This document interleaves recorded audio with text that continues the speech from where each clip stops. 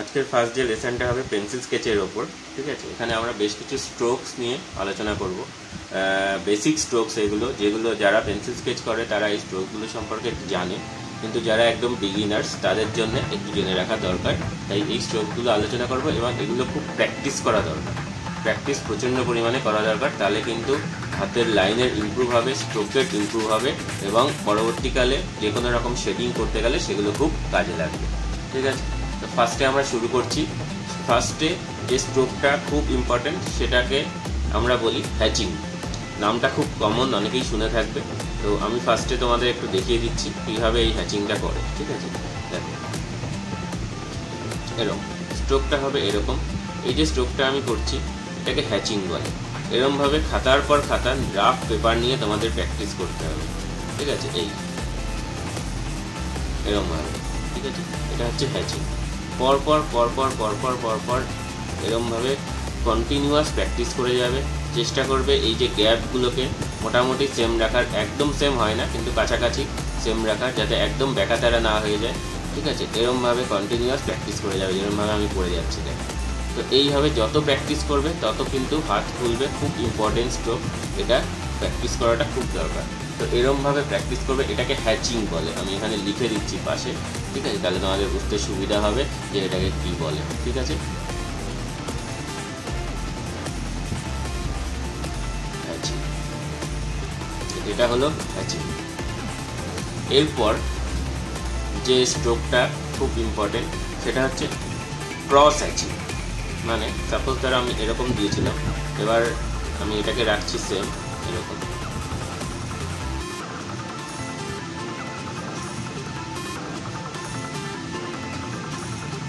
দেখতে পাচ্ছ হ্যাচিং এর মতোই হচ্ছে, সেম টাইপের,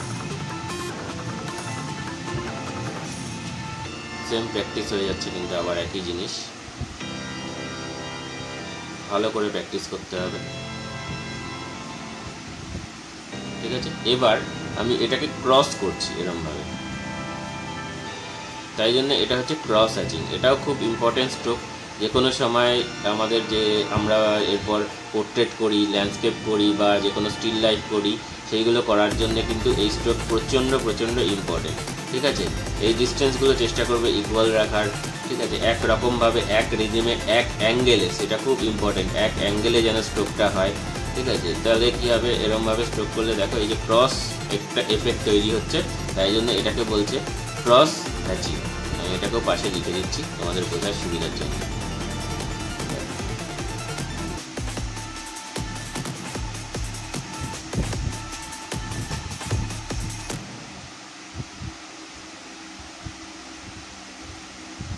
এটা ক্রস হ্যাচিং।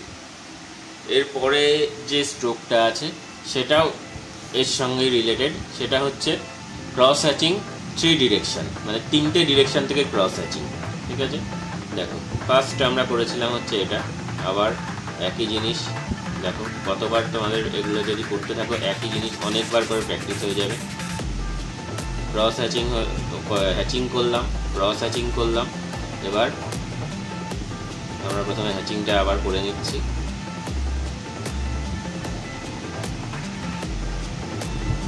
খুব ইম্পর্টেন্ট লেসন এগুলো। তারপর এটা ক্রস হ্যাচিং হয়ে গেছে।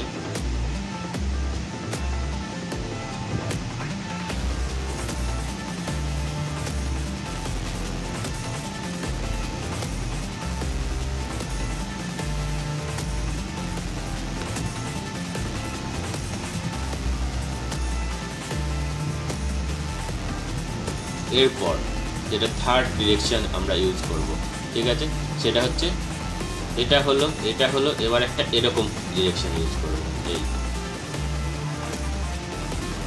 এই হচ্ছে থার্ড ডিরেকশন। দেখো এই যে আরেকটা ডিরেকশন ইউজ করলাম, দেখো জিনিসটা কিন্তু ডার্কও হয়ে গেল অনেক।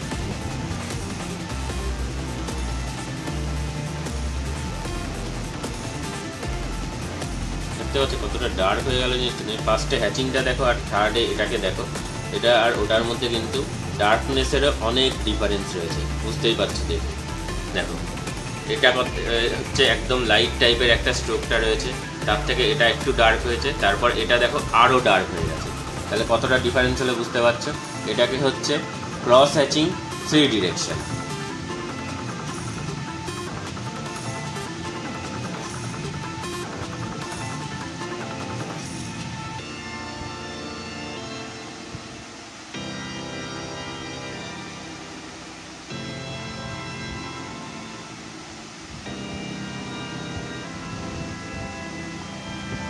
ডিরেকশন, ঠিক আছে।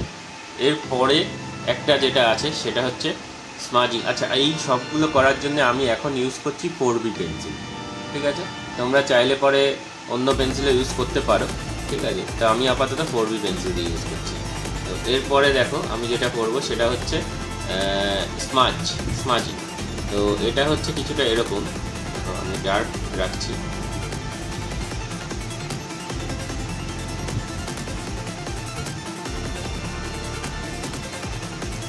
ডার্ক থেকে আস্তে আস্তে ধীরে ধীরে স্লোলি তুমি বুঝতে পারবে এরকম লাইট শেডের দিকে যাচ্ছে। তো এটাকে আমি বলবো স্মাজিং।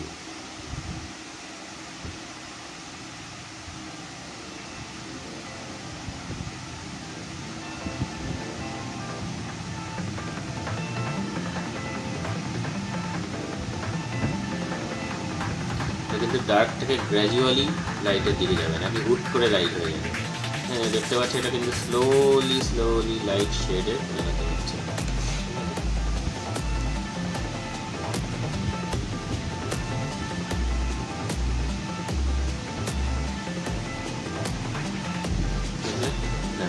ডার্ক থেকে আস্তে আস্তে লাইটে পরিণত হচ্ছে। তো এটাকে হচ্ছে শেডিং বা স্মাজিং বলতে পারো। আমি এটাকে শেডিং লিখছি, ঠিক আছে।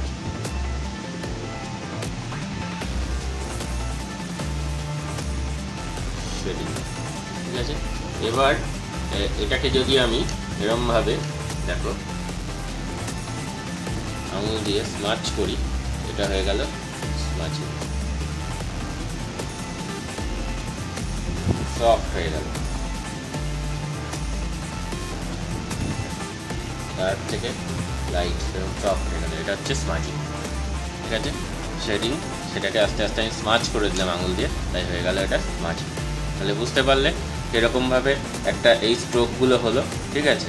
এরপর এই ধরনের স্ট্রোক দিয়ে তুমি ধরো সাপোজ একটা কিছু বানাচ্ছ, একটা ডাইমেনশন ক্রিয়েট করার চেষ্টা করছো, তাহলে সেটা কীরকম হবে, ঠিক আছে। আমি তোমাকে একটা ডাইমেনশন ক্রিয়েট করে দেখাচ্ছি। ধরো সাপোজ একটা সার্কেল,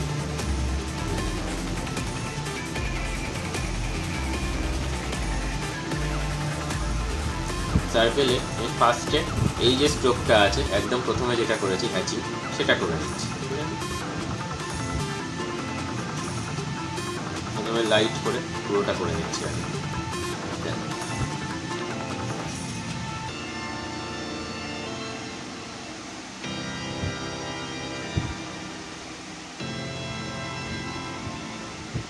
এই প্রত্যেকটা স্ট্রোক কিন্তু এখানে ইউজ হবে, দেখো।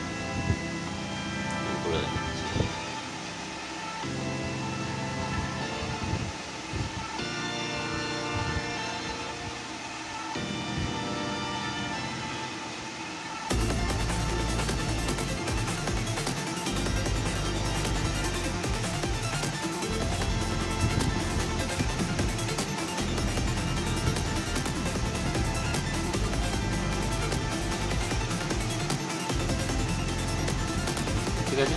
এবার আমি করব এখানে ক্রস হ্যাচিং, ঠিক আছে। একটা স্ট্রোক হয়ে গেল হ্যাচিং, এবার আমি করব ক্রস হ্যাচিং। কীভাবে করছি, এরকমভাবে।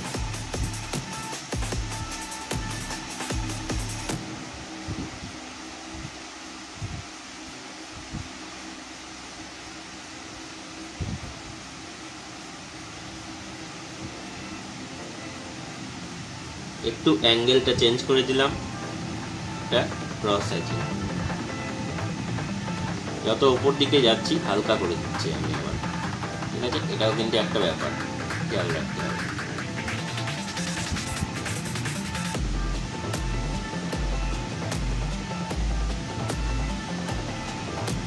ঠিক আছে। এবার হচ্ছে আমরা ক্রস হ্যাচিং আরেকটা ডিরেকশন, মানে থার্ড ডিরেকশন, ঠিক আছে। এটাকে ঠিক অপোজিটে করব।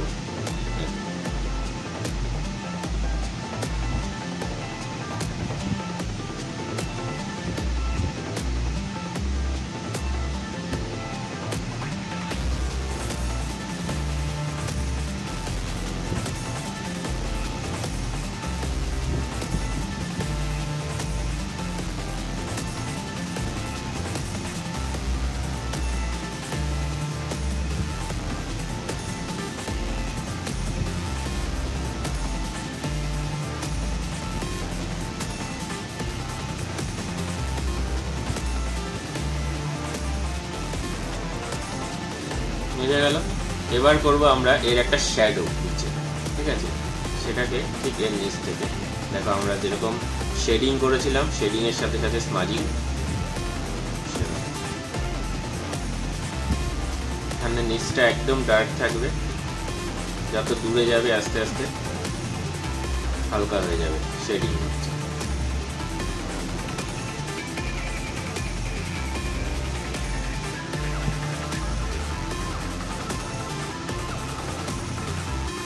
ফিল হবে এটা যেন একটা বেসের ওপর বসে আছে। সবচেয়ে ডার্ক কিন্তু ঠিক এর তলাটাতেই হবে। স্মাচ করে দিচ্ছি এবার এটা।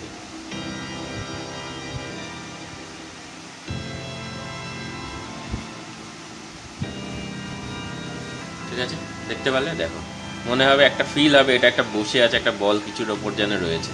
ঠিক আছে, এই ফিলটা আসবে। তো এই যে টেকনিকটা ইউজ করে একটা ছোট জিনিস তোমাদেরকে করে দেখালাম, বুঝতে পারলে তাহলে কীরকম হলো ব্যাপারটা। তো এইভাবে কিন্তু করতে হবে জিনিসগুলো। তাহলে এই স্ট্রোকগুলো খুব ইম্পর্টেন্ট, যেগুলো প্র্যাকটিস করতে হবে। তার সাথে এরকম একটা অবজেক্ট ট্রাই করতে হবে। এর সাথে এখন আরেকটা স্ট্রোক তোমাদের দেখাবো, এটাও খুব খুব খুব ইম্পর্টেন্ট, যেটা তোমাদের একটু প্র্যাকটিস করা দরকার। সেটা হচ্ছে ধরো একটা বক্স করে নাও। এটা যে কোনো ক্ষেত্রে খুব ইম্পর্টেন্ট এই স্ট্রোকটা, মানে এই স্ট্রোকগুলো তো ইম্পর্টেন্ট আছেই, কিন্তু এটা হচ্ছে ভেরি ভেরি ভেরি ইম্পর্টেন্ট। দেখো এই স্ট্রোকটা ভেরি ভেরি ভেরি ইম্পর্টেন্ট, আর এই স্ট্রোকটা কিন্তু একটু প্র্যাকটিসেরও দরকার আছে বেশি। ওকে, এই স্ট্রোকটা কীরকম, এটা হচ্ছে এই দু সাইড থেকে হবে, একটা এদিক থেকে এদিকে, একটা এদিক থেকে এদিকে, এরকম। মানে আমি একটু বড় করে এখানে করে দেখাই আগে। দেখো একটা এদিকে যাবে, একটা এদিকে যাবে, একটা এদিকে যাবে, একটা এদিকে যাবে, এরকম। এই দেখা একটা এফেক্ট তৈরি হচ্ছে। এটা কিন্তু খুব ইম্পর্টেন্ট স্ট্রোক। এরকম এরকম এরকম এরকম এরকম, এই ঠিক আছে। তো আমি এটাকে এই বক্সের মধ্যে করি, দেখো তোমরা কি হচ্ছে। আমি কিন্তু একবারে পুরো বক্সটা ফিল আপ করার চেষ্টা করবো না, ছোট ছোট করে করছি আমি। ঠিক আছে, ফার্স্টে এরম এরম দুদিকেই বোথ সাইডে আমাকে স্ট্রোকটা করতে হবে। একদিক থেকে করলে কিন্তু হবে না, এই এফেক্ট কিন্তু আসবে না। বোথ সাইড থেকে করতে হবে, একবার এদিকে একবার এদিকে, একবার এদিকে একবার এদিকে, এরমভাবে প্র্যাকটিস করতে হবে। খুব ইম্পর্টেন্ট, পোর্ট্রেটের ক্ষেত্রে প্রচণ্ড কাজে লাগে। তাছাড়া বিভিন্ন রকম স্টিল লাইফ, অ্যাডভান্স লেভেলের স্টিল লাইফ করতে খুব কাজে লাগে। প্রচণ্ড এফেক্টিভ স্ট্রোক এটা। এটা খুব খুব প্র্যাকটিস করা দরকার। স্টিল লাইফ খুব ইম্পর্টেন্ট যে কোনো পেন্সিল স্কেচের ক্ষেত্রে। যখন তোমরা শুরু করছো স্টিল লাইফকে খুব ভালোভাবে করতে হবে। স্টিল লাইফ যদি ভালো করে না করো, ইন ফিউচার পোর্ট্রেট করতেও তোমাদের অসুবিধা হবে। পোর্ট্রেটের এই যেসব শেডিং ওয়েডিংগুলো থাকে সেইগুলো বোঝার জন্য স্টিল লাইফ ভালো করে করা খুব ইম্পর্টেন্ট। এই যদি স্টিল লাইফগুলো ভালো করে করো, সেগুলো থেকেই বিভিন্ন রকমের তুমি এক্সপিরিয়েন্স গ্যাদার করতে পারবে। তার থেকে সেই এক্সপিরিয়েন্স থেকেই পোর্ট্রেট শেডিং করতে তোমাদের সুবিধা হবে। কারণ তুমি যদি বিভিন্ন অবজেক্ট স্টিল লাইফ স্টাডি করো, ধরো কোনো মেটাল স্টাডি করছো, কোনো লেদার অবজেক্ট স্টাডি করছো, কোনো প্লাস্টিক স্টাডি করছো, প্রত্যেকটার ক্ষেত্রে কিন্তু লাইট অ্যান্ড শেড ভিন্ন রকম হয়। ধরো কোনো গ্লাসের অবজেক্ট স্টাডি করছো, সেক্ষেত্রে কিন্তু লাইট অ্যান্ড শেড ডিফারেন্স থাকে। এক একটা মেটেরিয়ালের ক্ষেত্রে এক এক রকম হয়। মেটালের ক্ষেত্রে লাইট রিফ্লেকশান অনেক বেশি থাকে, প্লাস্টিকের ক্ষেত্রে তুলনামূলক কম থাকে, উডেন সাবজেক্ট হলে, উডেন জিনিস হলে তাতে একদম কম থাকে। ঠিক আছে, এই ধরনের বিভিন্ন রকম জিনিসের ওপর লাইট অ্যান্ড শেড বিভিন্ন রকমভাবে কিন্তু কাজ করে। তো সেইগুলো না স্টিল লাইফের ক্ষেত্রে যত তুমি স্টাডি করবে তত তোমার মধ্যে নলেজ বাড়বে, এবং সেই নলেজ কিন্তু তোমাকে পোর্ট্রেট করতে খুব সাহায্য করবে। এই স্ট্রোকটা দেখো আমি প্রায় কমপ্লিট করে এনেছি। দেখতে পারলে প্রত্যেকটাতেই কিন্তু আমি ডাবল করে সব স্ট্রোক করেছি। দেখো এফেক্টটা কীরকম এলো।